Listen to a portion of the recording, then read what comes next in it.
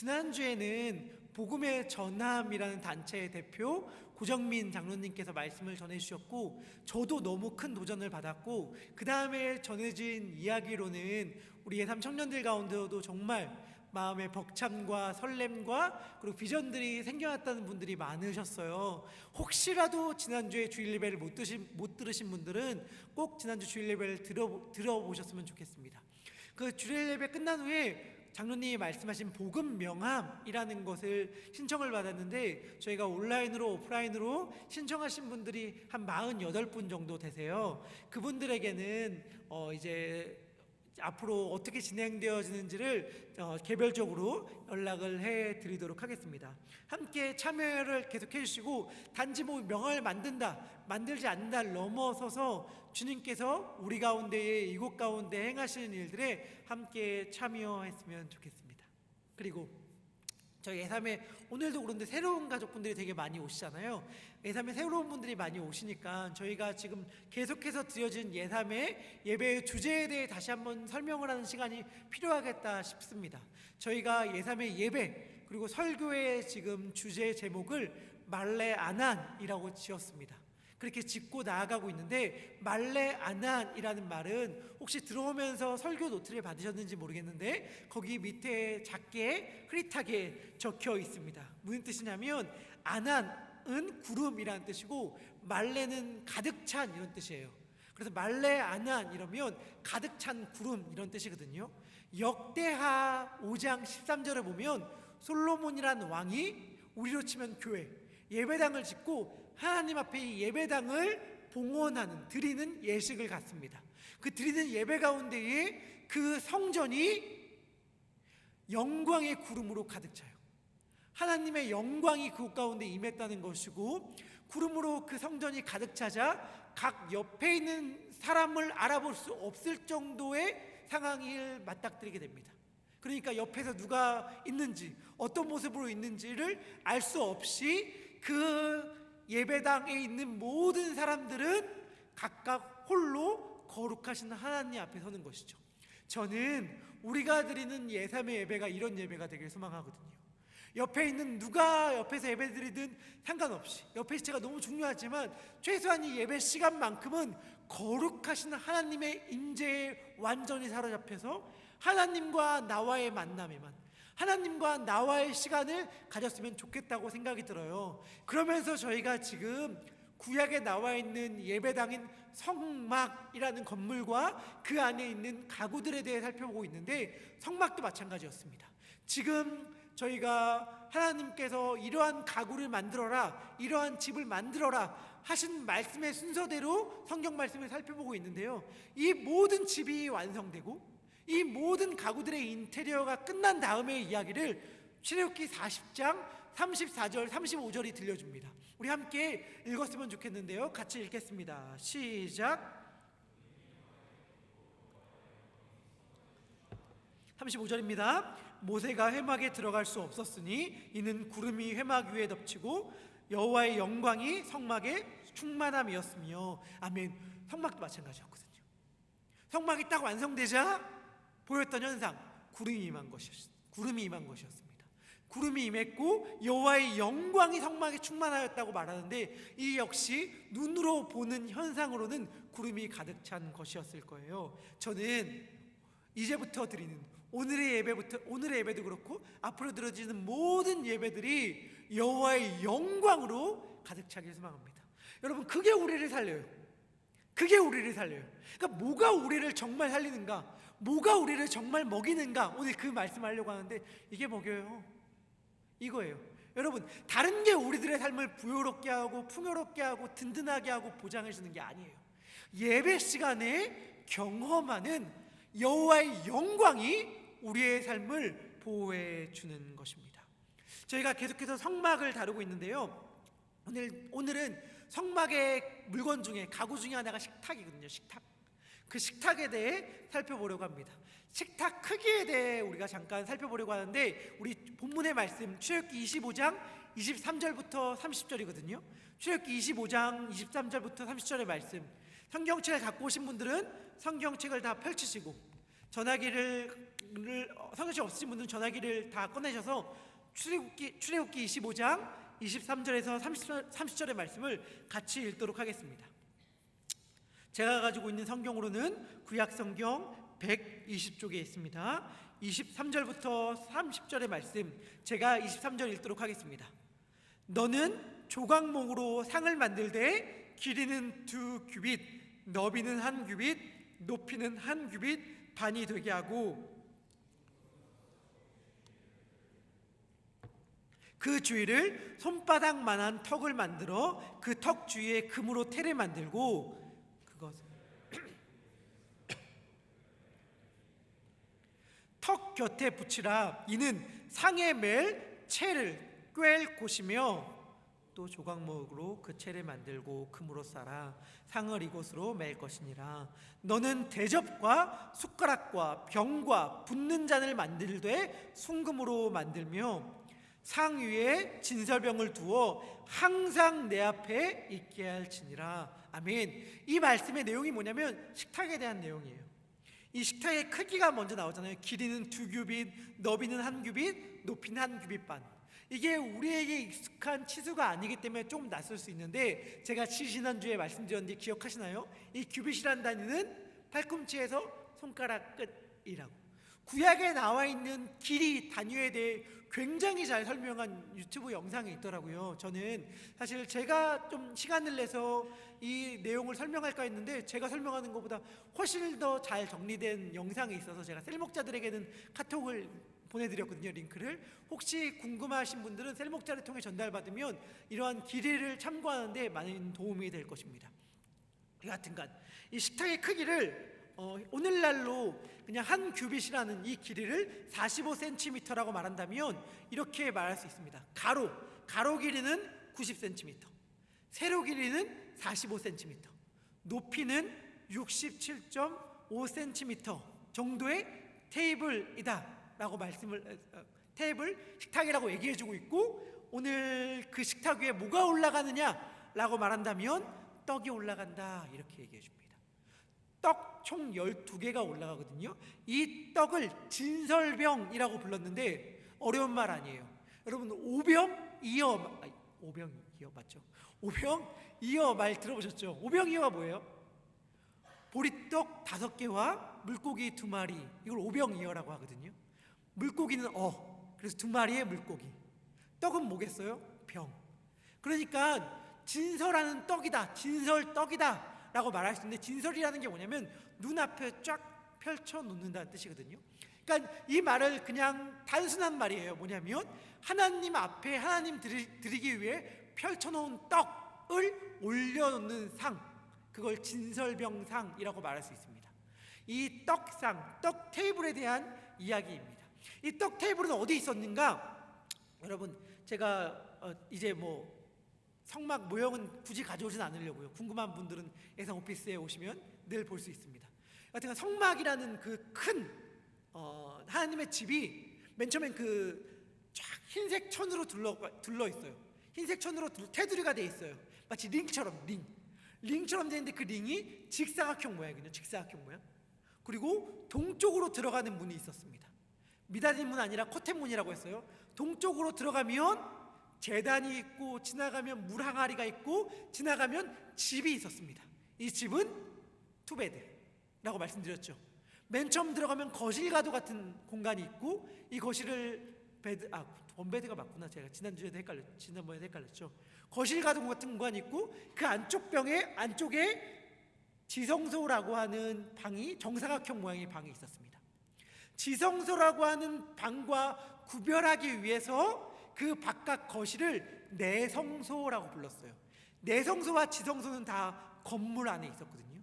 이 건물로 딱 들어가면 여러분들 오른쪽 편에 떡상이 있었고, 왼쪽 편에 등대가 있었고, 정면에 연기를 피우는 향단이 있었습니다. 향단이란 말은 연기를 피우는 단이라는 거예요. 그리고 연기를 피우는 단을 지나면 지성소가 있는 것이고, 거기 안에 법궤, 언약궤라고 이름하는 것이 있었습니다. 여하튼간 오늘은 테이블이 중요하니까, 식탁은 어디 있었는가? 성소 안, 건물 안으로 딱 들어가면 오른편에 있었다, 이렇게 성경은 이야기해 줍니다. 그리고 그 위에 떡이 있었다라고 이야기하는데, 이 떡에 대한 내용을 이야기하는 게 레위기 24장 5절부터 6절의 말씀입니다. 우리 같이 읽도록 하겠습니다. 시작.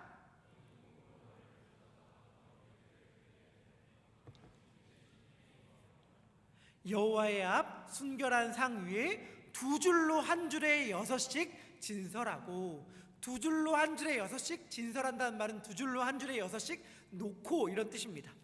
오늘 지금 읽은 레위기 24절과 오늘 읽은 본문 출애굽기 25장을 참고로 해서 사람들이 진설병상이 어떻게 생겼을까를 유추하고, 이렇게 생겼을 것이다 라고 하면서 그림을 그리고 모형을 만들었거든요. 보통 이렇게 그림을 그립니다. 한번 보실까요? 헷갈리십니다. 이렇게 테이블 위에 떡이 이렇게 6개, 6개씩, 12개씩 이렇게 올려져 있습니다. 그리고 분향나여도 있듯이 떡이 있었는데, 저렇게는 없었을 거예요. 여하튼간 채가 있었고요. 그리고 누굴까요? 저는 실제로 이걸 봤다는 사실, 이 떡을 먹지는 않았지만 실제로 봤다는 사실, 이렇게 들을 수 있게 앞에 있는 게 접니다. 네, 이렇게 여러분들 이 그림 이해되시죠? 이렇게 테이블이 있었구나. 말씀으로 읽었을 때는 좀 어려웠는데 그림으로 보니까 이렇게 그림 그려져 있구나, 이해가 쉬울 거예요. 그런데 여러분, 대다수의 성막 이미지가 그렇지만 우리에게 익숙한 저 그림, 오늘 저 상이 초면인 분들도 있겠지만 혹시 교회 생활 오래 했다면 봤을 수 있는데, 익숙한 저 그림은 정확한 이미지는 아닙니다. 왜냐하면 여러분, 아까 레위기에서 떡 만드는 재료가 나왔거든요. 양이 나왔어요. 양. 한 떡의 크기가 얼마나 됐을까를 추측할 수 있는 양이 나왔는데, 떡 하나에 가루가 10분의 2 에바, 오늘날로 적용하면 4.5리터가 들었다고 해요. 4.5리터. 우리 콜라병 리터 아시죠? 이 4.5리터라고 하면 사실 곡식가루가 굉장히 많이 들어가는 거거든요. 이 떡이 상당히 컸을 거예요. 그래서 옆으로 쫙 12절씩 이렇게 딱 쌓아 올리지 않고 옆으로 눕히는 건 불가능했을 거예요. 쌓아 올려야 되는데 떡의 크기가 너무 크다 보니까 그게 그냥 저렇게 쌓아 올리면 떡 반죽이 완전히 하나가 돼서 떡이 구분이 없어졌을 겁니다. 그래서 어떻게 바른 이미지를, 어떻게 좀 더 정확한 이미지를 그린다면 어떻게 그릴 수 있냐면, 한번 이미지 보여주면 좋겠는데, 떡마다 이렇게 층을 둬서 낄 수 있게끔 넣었을 것이다, 이렇게 유추해요. 왜냐면 너무 떡이 크기 때문에 넣으면은 합쳐지기 때문에 구별했을 거라고 보거든요. 그래서 그림을 보면은 이런 식으로 딱 틀을 만들어서 놔뒀을 것이다, 이렇게 얘기합니다. 근데 이게 좀 정확한 이미지인데, 저희 교수님께서 만드신 책에 나온 이미지예요. 제가 이 그림 잠깐만 놔두시면 좀 설명을 드릴게요. 첫 번째, 왜 떡에 이상한 디자인이, 이상한 구멍이 나 있는가? 이게 뭐 잘 요리할 때 좀 용이하게 하기 위함인가? 라는 질문이 될 수 있는데, 정확하게 저기에 왜 구멍이 뚫렸는지는 알 수 없어요. 아마 떡을 구울 때 저렇게 하면 좀 더 요리하는 베이킹 하신 분들 어떻게 좀 좋은 편이 있나요? 좋은 점이 있나요? 정확히 알 수는 없는데, 떡이라는 히브리어는 레헴이라는 히브리어거든요. 우리 친숙한 히브리어예요. 어떻게 알아요? 베들레헴이라고 할 때 벳은 집, 레헴은 떡, 그래서 떡집, 예수님이 떡집에 태어나셨다, 이렇게 말하잖아요. 레헴이라는 단어를 보통 쓰는데, 아까 읽은 레위기 24장은 할랄이라는 단어를 써요. 그 말은 뭐냐면 구멍을 뚫다에서 유래한 말이거든요. 근데 그 말을 떡에 썼다는 것은 떡에 구멍이 있었을 거라고 유추를 해요. 그래서 떡에 어떤 형식으로든지 간에 구멍이 있었을 것이다, 이렇게 추측을 하고요. 또 아까 낀다고 했잖아요. 그런데 내성소라고 말하는 건물 안에 있는 모든 부속품들은 다 금으로 만들었습니다. 일단 도금이긴 하지만 다 금으로 되어 있어요. 그러니까 떡상도 예외가 아니라면 떡을 끼는 그 틀도 예외는 아니었을 것이다 라고 해서 금틀이었을 거라고 추측하는 게 합리적일 것이고, 요리, 굽는 거는 그 성소 안에서, 집 안에서 하진 않았고 밖에서 구워가지고 갖고 들어왔을 텐데, 밖에서 구울 때에도 금틀에 굽진 않았겠죠. 그러니까 철 아니면 노스로 된 대접, 금속 대접에다가 구운 다음에 그것을 가지고 건물 안에 들어와서 저 금틀에 꼈을 것이다, 이렇게 유추를 합니다. 이건 거의 맞는 거일 거예요. 왜냐하면 민수기 4장을 봐도 떡상을 지성물, 그러니까 다른 모든 성막에 있는 가구들처럼 굉장히 거룩하다고 이야기를 했는데, 다른 모든 가구들과 떡상 테이블도 금으로 만들었거든요. 그러니까 틀도 당연히 금으로 되었을 겁니다. 그래서 여러분들이 구글이나 이런 데서 떡상 진설병상을 검색하면 다 저런 모양으로 된 것들이 많이 나올 것입니다. 자, 그럼 하나 알았어요. 저렇게 떡상이 되어 있을 것이다 라는 걸 알았을 것입니다. 그러면 왜 이게 중요하죠? 왜 이게 하나님의 집 안에 있었을까요? 근데 언뜻 생각하기에 집 안에 있는 건 너무 당연하죠. 왜요? 우리가 일단은 집을 지으면, 인테리어를 하고 가구를 놓으면 뭘 넣어야 됩니까? 뭐를? 식탁을 놔야죠. 식탁을. 그러지 않겠어요? 집은 최소한 아무리 밖에 생활을 많이 하는 예사면 청년들이라고 해도 집은 뭐 하는 곳이에요? 잠자고 밥 먹는 곳이잖아요. 집에서 밥을 먹기 위해 식탁을 만드는 건 너무너무 당연한 곳이에요. 그리고 저것은 뭘 상징했는가? 하나님의 식탁을 상징하므로 하나님과 함께 식사한다는 것을 의미했습니다. 왜냐하면요, 여러분, 이 진설병 위에 올라있는 떡은 결국엔 누가 먹었는 줄 알아요? 결국에는 제사장들이 먹었어요. 이 떡을 딱 하나님 앞에 펼쳐놓은 다음에 어떻게 했냐면 일주일간 그 상태로 둡니다. 일주일이 지나면 떡을 교체해요. 떡을 교체하면서 이 빼는 떡 있죠, 새로운 떡을 갖다 놓고 떡을 일주일간 놔뒀던 떡을 빼는데, 이 뺀 떡은 어떻게 하냐면 제사장들이 하나님의 집에 구별된 특별한 거룩한 장소에서 제사장들만 그 떡을 먹었어요. 왜 하나님이 이렇게 하라고 말씀하셨는가? 그 이유는 이겁니다. 이스라엘 민족들은 애굽에서, 이집트에서 400년이 넘는 기간 동안 종살이를 했어요. 그렇기 때문에 그들의 머릿속에 뭐가 가득했냐면 나는 종이다, 나는 노예다, 이 의식이 가득했단 말이에요. 하나님은 그 의식을 뭐로 바꿔주고 싶었냐면, 아니야, 너는 온 천지를 만들고 지금도 통치하고 있는 하나님과 함께 밥을 먹는 자야, 하나님과 함께 숟가락을 드는 자야, 하나님과 함께 겸상하는 자야 라는 인식을 주기를 원하셨어요. 그래서 우리들이 더 이상 이 세상에 속한 자 혹은 비천하고 처량한 자가 아니라 거룩한 하나님의 자녀임을 같이 식사를 하면서 부여해주고 싶었던 거죠. 사실 먹는 것은 우리들의 굉장한 정체성을 형성하지 않습니까? 지난주에 고정민 장로님께서 하셨던 얘기 기억나세요? 청와대 관계자와 함께 식사 한정식을 대하는데 그분이 옥수수 막걸리를 이렇게 권해주셨는데, 저는 그리스도인이라 안 먹습니다, 혹시 교회 다니십니까?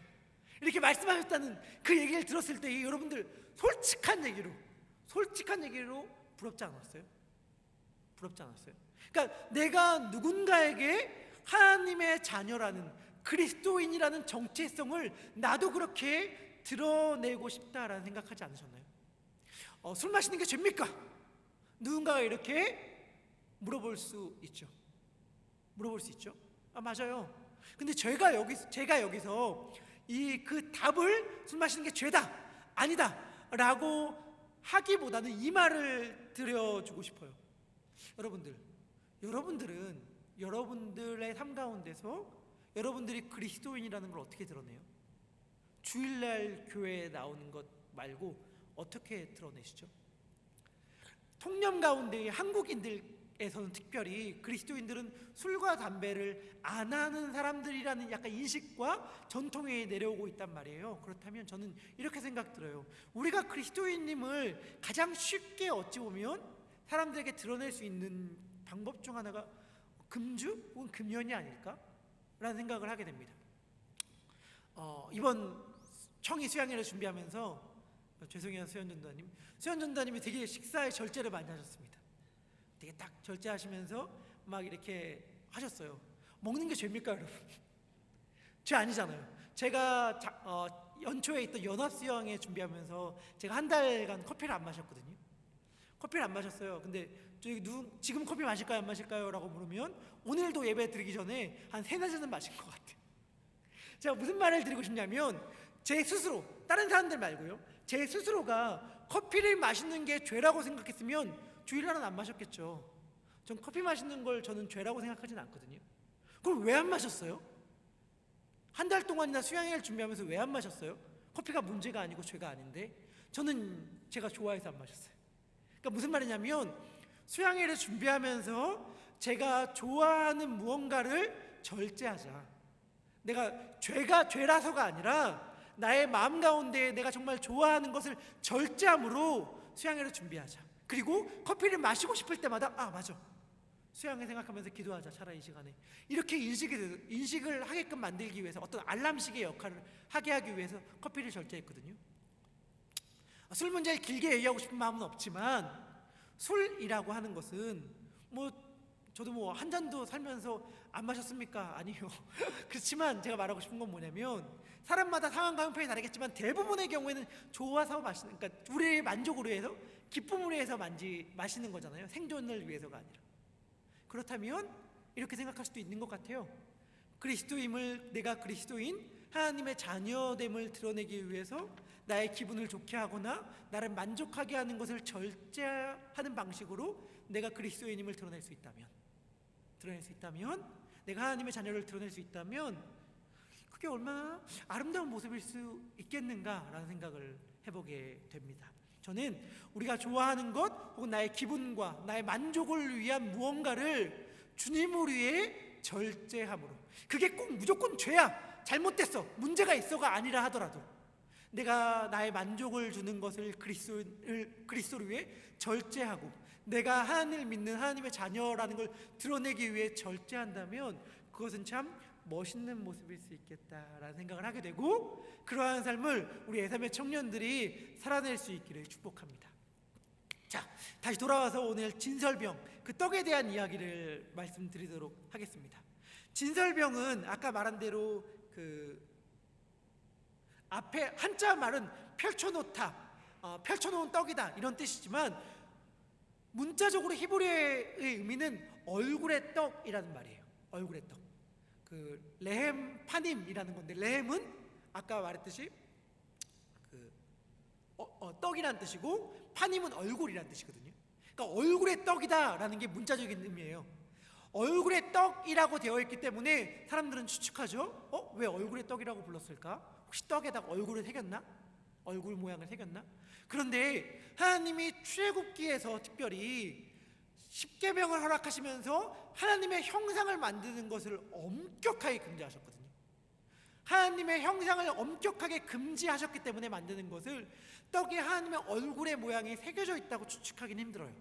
그럼 이 말의 의미가 뭘까라고 할 때에 구약의 세계, 특별히 성경의 세계에서는 얼굴이라는 말이 함께 한다는 말의 의미를 갖고 있거든요. 함께 한다. 그러니까 얼굴의 떡이라는 것, 특별히 그 얼굴은 하나님의 얼굴을 상징할 텐데, 하나님의 얼굴의 떡이라는 말의 의미는 뭐냐면 하나님이 그곳 가운데에 함께 한다라는 말의 의미예요.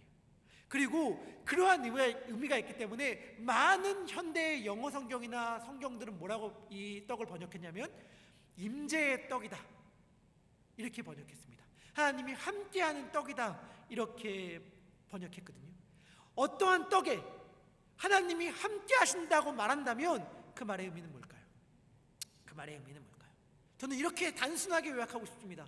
뭐냐면 하나님이 떡을 주신다. 뭐라고요? 하나님이 떡을 주신다. 제가 지난주에 언약궤 얘기하면서 진짜 할 얘기 많은데 거기 들어있는 것들, 그 뚜껑과 본체 이야기, 그거 어떻게 시작했는지 할 얘기 많은데 딱 하나 얘기했어요. 뭐 얘기했냐면 채 얘기했잖아요. 채. 나머지 내용들은 제가 드리는 참고 자료 보시라 하면서 전 딱 하나 채 얘기했거든요. 오늘 이 식탁에 대해서 할 말이 너무 많지만 저는 오늘 딱 하나 이야기합니다. 딱 하나.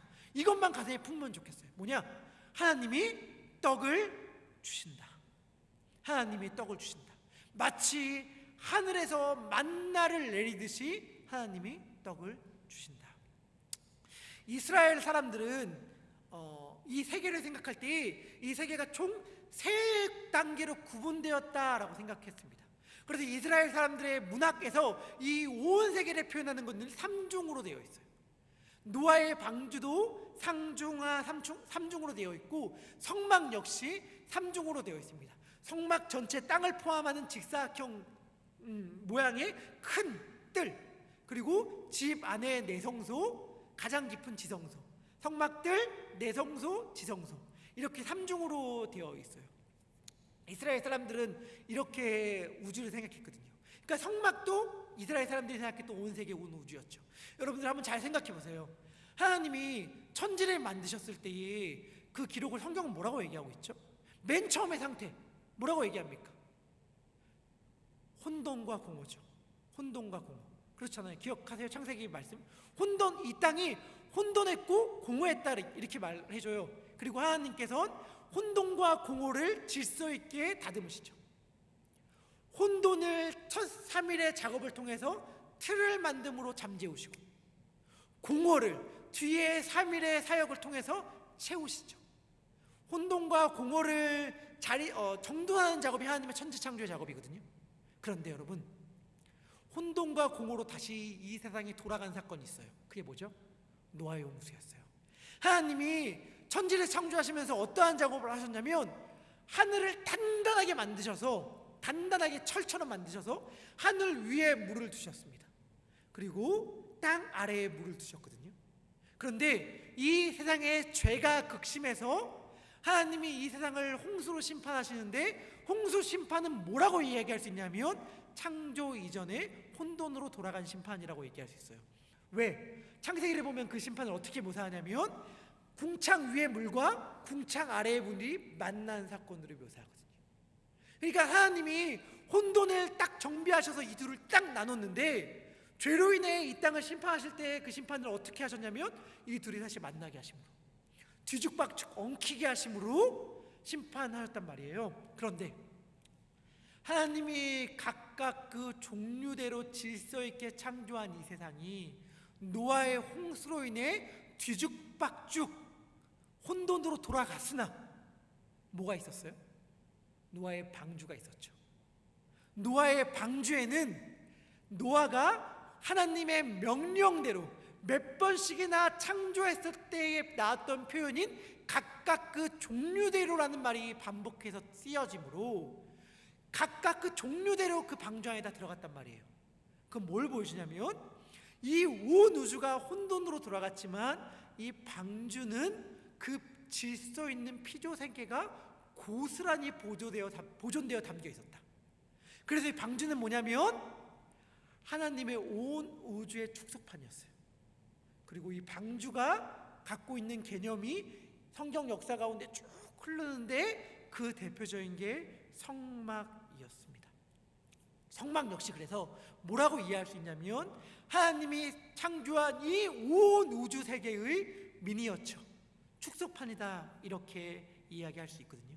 그럼 어떻게 축소판이 되었느냐? 이러고 해요. 성막 전체에 뜰이 있거든요. 성막 전체 뜰, 흰색 천으로 이렇게 쫙 둘러싸인 성막 전체 뜰은 하나님이 창조한 이 땅을 상징합니다. 그리고 건물 안에 딱 들어가잖아요. 그럼 아까 말한 떡상 있고 뭐 등대 있고 향단 있고, 이 공간은 하늘을 상징합니다. 근데 하늘인데 우리 눈에 보이는 하늘, 바깥 딱 건물 밖에 나가서 위를 쳐다보면 하늘이 아름답게 보이잖아요. 그 하늘을 상징해요. 그리고 가장 안쪽 방 두꺼운 커튼을 딱 걷고 들어가면 있는 그곳은 하늘들 중에 하늘, 어떤 곳? 하나님이 계신 곳을 상징해요.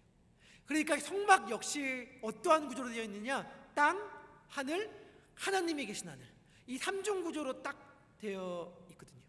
그런데 여러분, 이 하늘을 상징하는 건물로 딱 들어갔다고 해봐요. 건물로 들어가면 여러분 질문합니다. 캄캄할까요? 밝았을까요? 캄캄할까요? 밝았을까요? 성막은 모든 건물이라면, 집이라면 있을 만한 두 가지가 없거든요. 하나는 의자고 하나는 창문입니다. 창문이 없어요. 창문이 없는 집이면 밝았을까요? 어두웠을까요? 어두웠을까요? 밝았을까요? 성막은 밝았습니다. 왜 밝았느냐? 24시간 내내 스위치를 켜놨거든요. 아까 말했듯이 떡상 반대편에 있는 등대에 7등잔이 있는데 7등잔에서 불이 늘 켜져 있었어요. 그래서 성막은 그 불빛으로 인해서 반짝반짝 빛났고, 특별히 성막 안에는 모든 게 다 금으로 발라져 있었기 때문에 그 금이 빛에 반사되어서 더 환하게 빛났을 것입니다. 그런데 그 등잔이 총 7개가 있었거든요. 7개. 7이라는 숫자는 우리 많이 들어봤지만 완전수를 상징하기도 하지만 그 해, 달, 그리고 당시 이스라엘 사람들이 하늘에 떠 있는 별이야 라고 하면서 크게 보았던 행성이 5개였어요. 이 5개의 행성을 상징하므로 이 등잔은 누가 봐도 하늘을 상징하는 거예요. 하늘. 그럼 옆에 있는 떡상은 뭘 상징했을까? 떡상은 그 가로 세로의 비율조차도 땅을 상징하는 성막들과 일치했습니다. 그리고 그 위에 땅에서 자라나는 곡식으로 만든 떡이 있었잖아요. 땅에서 수확해서 요리한 떡이 있었잖아요. 그러니까 그 떡상은 땅을 상징하였습니다. 근데 이 떡이 몇 개였어요? 12개. 이 12이라는 숫자는 당연히 이스라엘 12지파를 상징하지만 동시에 뭘 상징했냐면 1년 12달을 상징하기도 했습니다. 하나님이 이 땅 가운데에 농사를 지으면서 자신의 백성들에게 필요한 양식을 공급할 때 허락하신 파종과 수확의 시기인 1년 12달 12개월을 상징하는 게 이 떡상에 놓인 떡이었어요. 여러분, 이스라엘 민족들이 애굽 땅에서, 이집트 땅에서 나와서 뭐 먹고 살았어요? 뭐 먹고? 하늘에서 내려온 만나 먹고 살았잖아요. 만나. 하늘에서 막 하늘에서 막 양식이 내려요. 그거 먹고 40년간 살았거든요. 그럼 질문할게요. 이 만나는 언제까지 내렸을까요? 언제까지? 이 만나가 하늘에서 계속 내리는데 이스라엘 민족들이 이거 언제까지 먹었을까요? 언제까지? 이제 질린다. 질릴 때까지 먹었다. 질렸으니까 이제 안 먹을래 하기 전까지 계속 먹었을까요? 아니요. 성경은 이렇게 우리들에게 알려줍니다. 여호수아 5장 11절과 12절인데요. 우리 같이 읽도록 하겠습니다. 시작.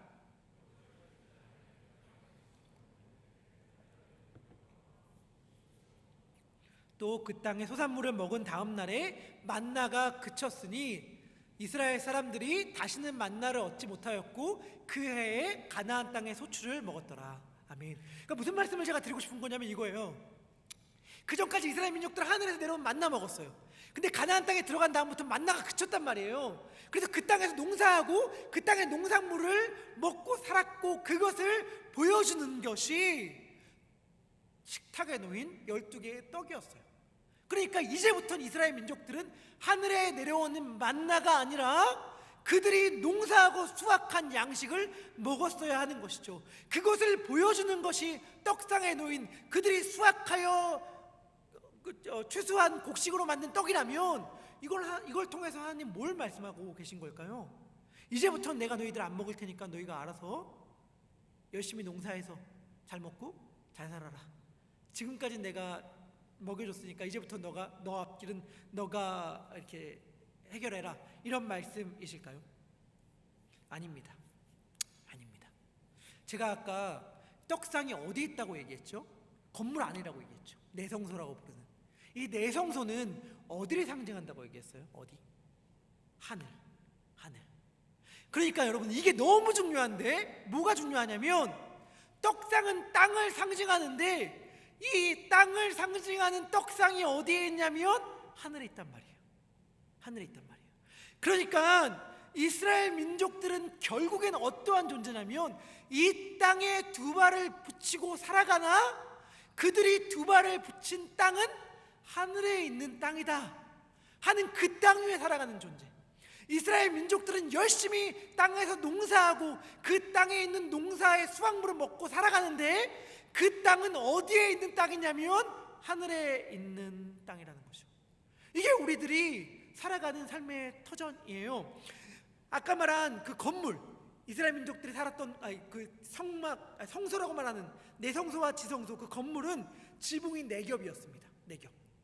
4겹의 막으로 천과 가죽으로 덮여져 있었는데요. 맨 위에는 동물 가죽이었고 그 뒤에는 붉게 염색한 수약의 가죽이었고 그 아래에는 염소털로 만든 가죽이었고 그 안에는 파란색과 빨간색과 보라색으로 바느질해서 만든 커튼으로 이렇게 제일 안쪽을 이렇게 덮었거든요. 제일 안쪽 네 겹이었는데 네 겹의 가장 안쪽이 그거였습니다.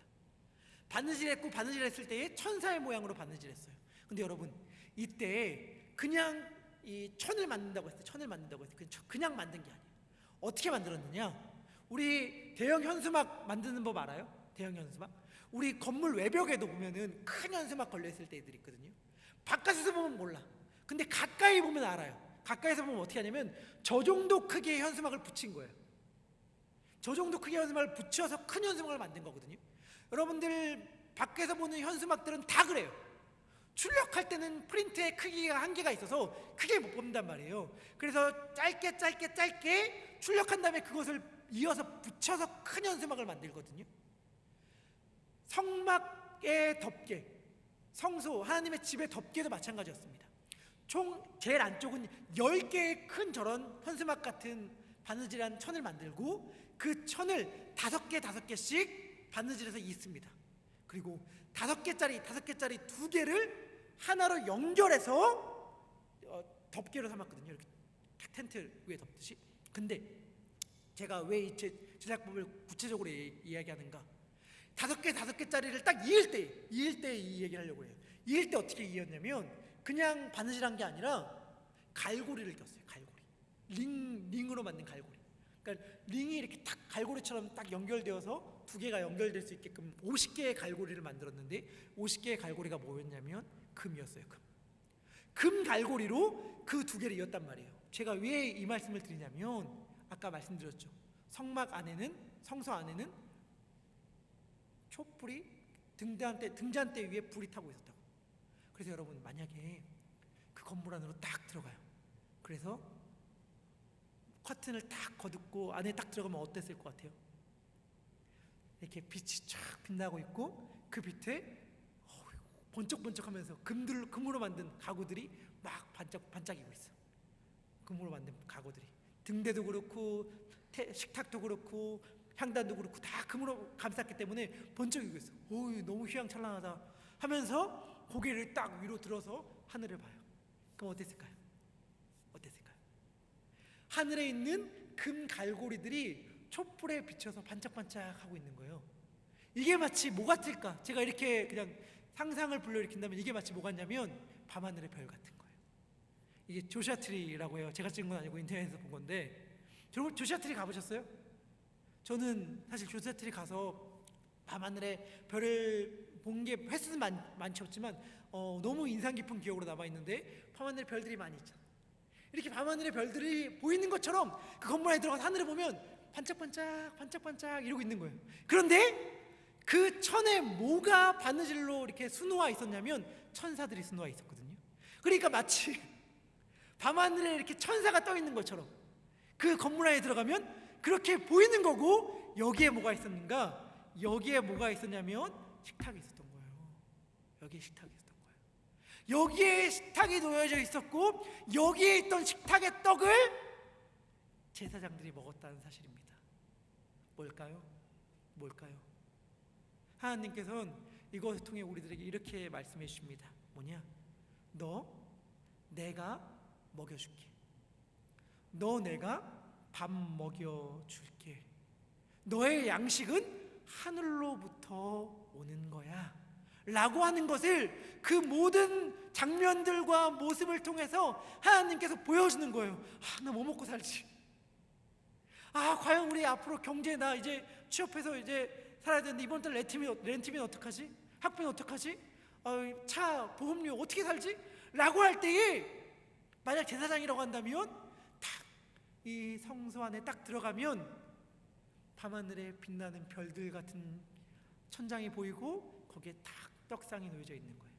그럼 하나님께서 이렇게 말씀해 주시는 것처럼 말씀해 주시는 음성이 들리는 거죠. 뭐라고요? 너 내가 먹여. 너가 땀 흘려서 노력해서 먹고 사는 줄 알지? 아니야. 너 내가 먹이는 거야. 흔히 이런 말 하나요? 예수 믿어서 뭐하냐? 교회 열심히 다니면 곧 밥이 나오냐 떡이 나오냐? 예수 잘 믿으면 밥 먹여주냐? 저는 늘 제가 목사여서가 아니라 그냥 신앙인으로 한 명의 그리스도인으로 이렇게 얘기하고 싶어요. 네, 예수님이 우리들의 밥을 먹여주십니다. 그리고 중요한 핵심, 그 믿음의 고백이 우리들의 삶을 이끌어가는 자만 이 고백을, 이 경험을 할 수 있다는 것. 무슨 말이에요? 내가 수많은 선택을 하고 살아가잖아요. 전공을 선택합니다, 회사를 선택합니다, 학교를 선택합니다, 배우자를 선택합니다, 어디서 살지를 선택해요. 수많은 선택을 하면서 우리가 한 명도 예외 없이 결정을 하며 살아가고 있는데, 우리가 그리스도인이라면 어떠한 기준으로, 어떠한 근거로 이런 선택을 하기로 하는가 라고 이야기할 때에 하나님은 우리들에게 이렇게 말씀해 주시는 거예요. 뭐라고 말씀해 주시냐면, 야, 사람들이 유망하다고 말하는 전공이 너희 밥 먹여주는 거 아니야. 사람들이 좋은 데라고 말하는 회사와 학교가 너의 밥을 먹여주는 것이 아니야.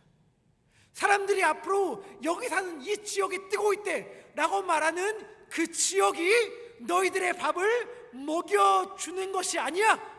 내가 너희들의 밥을 먹여주는 거야 라고 하나님이 말씀해 주시면서 우리들에게 요청하는 건 무엇인가? 아멘, 맞습니다. 결국에는 나를 먹여주시는 것은 하나님이다 라고 이야기하면서 우리들의 모든 선택의 근거가 나를 먹이시고 입히시고 인도하시는 하나님이라는 고백 위에 선택하기로 하시는 거예요. 여러분들 선택하잖아요. 학교 선택하잖아요. 전공 선택하잖아요. 회사 선택하잖아요. 이사할 곳 선택하잖아요. 그 기준이 뭐예요? 그 기준이 뭐예요? 무슨 선택 때문에 그 과를 들어갔습니까? 어떠한 이유로 그 학교로 들어가고 그 회사를 선택했죠? 라고 이야기할 때에 하나님은 우리들에게 말씀해 주시는 거예요. 하나님이 나를 먹이신다는 믿음 때문에 저는 내 배를 위해 이 과를 선택하지 않았어요. 나의 안정된 경제적 생활을 위해 이 회사를 선택하지 않았어요. 왜냐하면 나의 삶과 경제는 하나님의 손에 달려있기 때문에, 저는 하나님의 뜻을 구하였기 때문에 이곳에 들어갔습니다. 저는 하나님께 질문하며 하나님의 마음을 헤아려 기도하면서 이 선택을, 이 학교를, 이 지역을 향해 내 발걸음을 옮겼어요 라고 저는 고백하기를 원하는 거죠. 하나님은 그거를 우리들에게 요청하시기 위해 이 떡상을 제작하라고 하는 거예요. 봤지? 이거 어디 있는지 봤지? 너가 먹는 떡 어디 있는지 봤지? 너가 먹는 떡 하늘에 있어. 너가 먹는 밥 나로부터 나와. 하나님은 이거를 자신의 백성들이 너무너무 잘 알기를 원했습니다. 하나님의 마음이 신명기 8장 12절부터 15절에 잘 담겨져 있는데요, 우리 이 말씀 정말 우리들의 마음을 담아서 믿음의 고백으로 신명기 11장 12절부터 15절의 말씀을 우리 같이 읽도록 하겠습니다. 같이 읽겠습니다. 시작.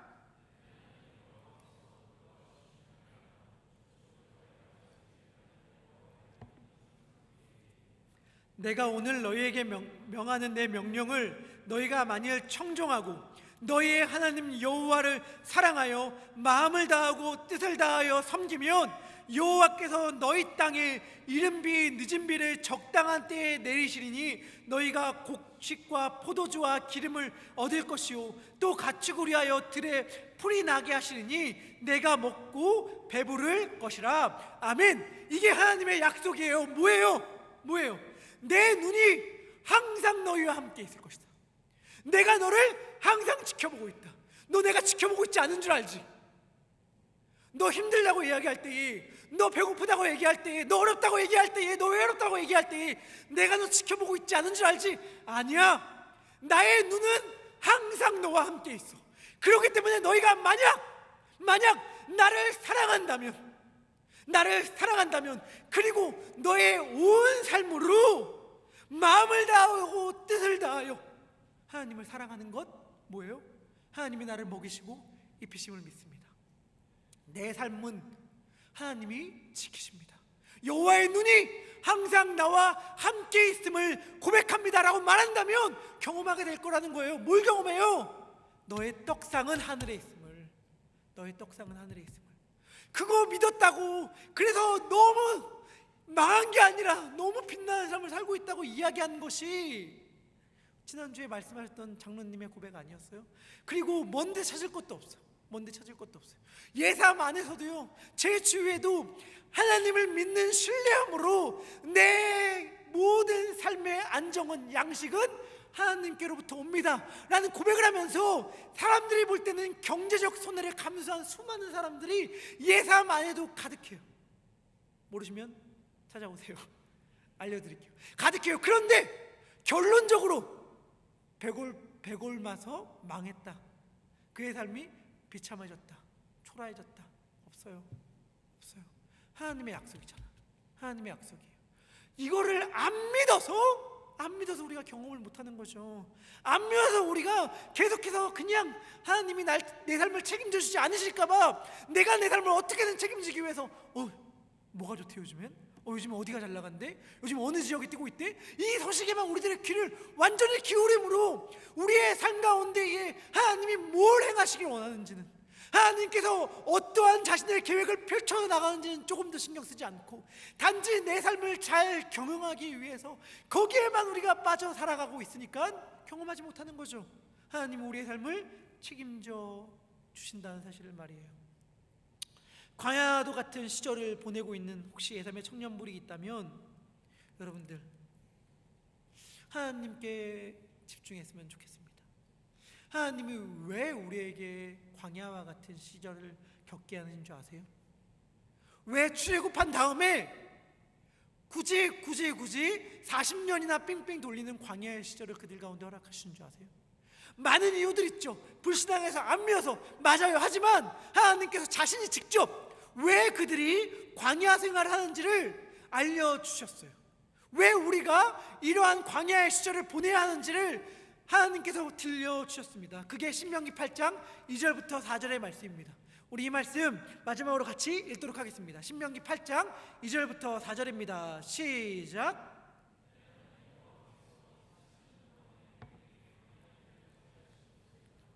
이는 너를 낮추시며 너를 시험하사 내 마음이 어떠한지 그 명령을 지키는지 지키지 않는지 알려 하심이라.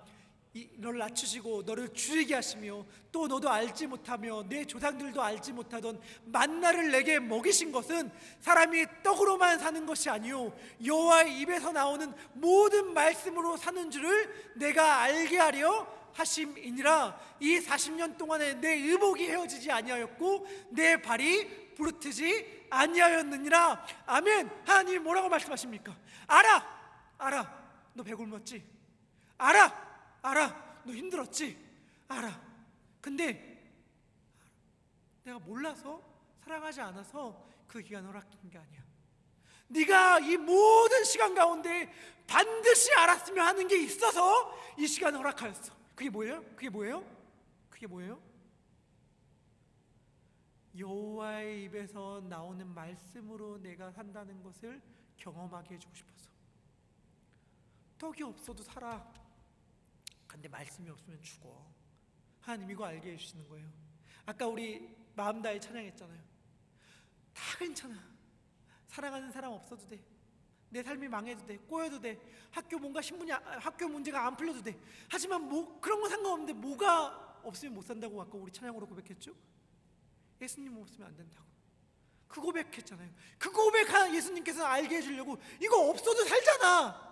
근데 나 없으면 못 살아 라고 하는 걸 광야 시간 가운데 우리가 경험하기를 원하는 거예요. 그러면서 결론이 뭐예요? 광야 생활의 결론 40년간 그래서 어떻게 됐느냐? 의복이 헤어지지 않았고 발이 부르트지 않았다. 내가 지키고 결국엔 보호했다는 것을 너희들 경험하게 해주고 싶었어. 하나님은 우리들에게 이 이야기를 들려주시면서 하늘에 있는 떡의 상을 우리들 가운데에 펼쳐주십니다. 예전에 재미있는 얘기로 마무리 짓는다면 이런 재미있는 얘기라고 말할 때마다 후회합니다. 그냥 할 걸.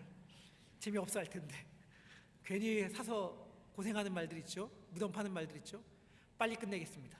하지 말고 빨리 끝내면 되는데 굳이 그 말 해가지고 무덤 파고 재밌는 얘기라는 말 그냥 얘기하면 되는데 죄송합니다. 이런 말들도 안 하는 게 나은 말들을 계속하고 있어요. 순회 선교단이라는 선교단체의 대표 김용희 선교사님이라는 분이 계세요. 아시는 분들 아실 텐데 그분이 정말 온 삶으로 선교적 삶을 실천해 나가고 계시고 그분의 자녀들 다 선교사님이시거든요. 근데 너무 대책 없이 예수님 믿고 다니시니까 이런 말을 들었대요. 어떤 누군가가 이렇게 상담하는 자리 아니면 면접 자리였나 어디 자리에서 이렇게 얘기했다는 겁니다. 뭐라고 얘기했냐면 목사는 흙 파먹고 삽니까? 흙 파먹고 삽니까? 이렇게 얘기했대. 목사는 흙 파먹고 삽니까? 선교사님한테 누군가가. 그래서 선교사님이 그냥 대화가 안 통하시는 분이겠구나 싶어서 그냥 네 알겠습니다 안녕히 계십시오 하고 나왔대요. 나오면서 들려왔던 이야기가 너무 재밌었어. 나오자마자 자기의 손을 들어서 입을 만져봤답니다.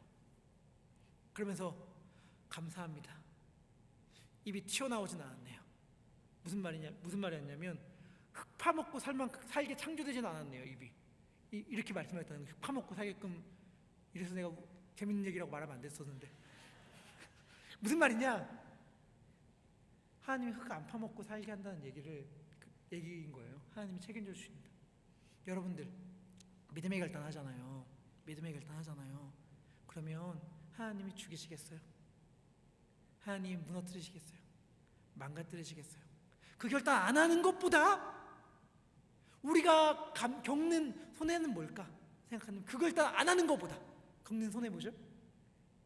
조금 더 덜 좋은 차를 탈지도 몰라. 조금 더 안 좋은 집에 살지도 몰라. 조금 더 사람들에게 인정과 대우를 못 받을지도 몰라. 그거일 수 있어요. 근데 그 결단을 하면 우리가 얻는 건 뭐예요? 얻는 거. 우리의 삶이 하나님의 뜻이 펼쳐지는 무대가 되는 영광을 얻죠. 우리의 삶 가운데에 하나님이 먹이시는 양식으로 살아간다는 게 뭔지를 완전히 깨닫게 하죠. 그럼 어떻게 돼요? 세상 가운데 두려울 게 아무것도 없어. 원하는 것도 아무것도 없고 두려운 것도 아무것도 없는 그러한 삶을 우리가 살아갈 수 있어요. 청이 수양의 주제 nothing. 그 삶을 우리가 살아갈 수 있는 거예요. 그것만큼 위대하고 아름다운 삶이 어디 있습니까? 말씀을 마무리합니다. 정말 여러분들 괜찮습니다. 하나님께서 원하시는 삶 살아도 괜찮습니다. 예수님이 우리들의 밥을 먹여주실 것이고 우리들의 양식을 책임져 주실 것입니다. 우리가 농사짓는 땅, 우리가 일하는 회사, 우리가 공부하는 학교는 이 땅에 속했을지 모르겠지만 그 땅은 하늘에 속한 땅입니다. 그 고백이, 그 결단이 우리의 삶 가운데 진심으로 이루어질 때 여러분들 어떠한 기적이 일어나는가? 우리가 서 있는 그 땅이 하나님의 거룩한 성전, 성막이 되는 은혜가 임합니다. 제가 금요일날 이 찬양 부른 다음부터는 계속해서 금요예배 때 부른 다음에 한 주 하루하루 매일마다 들으면서 고백하는 찬양인데요. 앞으로 계속 성막 설교하면서 더 자주 부를 수 있을 것 같아요.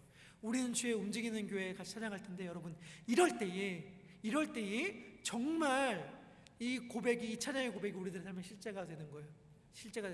이것만큼 위대한 삶은 없습니다. 여러분 오늘도 이 예배당을 나가자마자 수많은 선택을 할 예삼의 청년분들, 여러분들 선택의 기준이 하나님이었으면 좋겠습니다.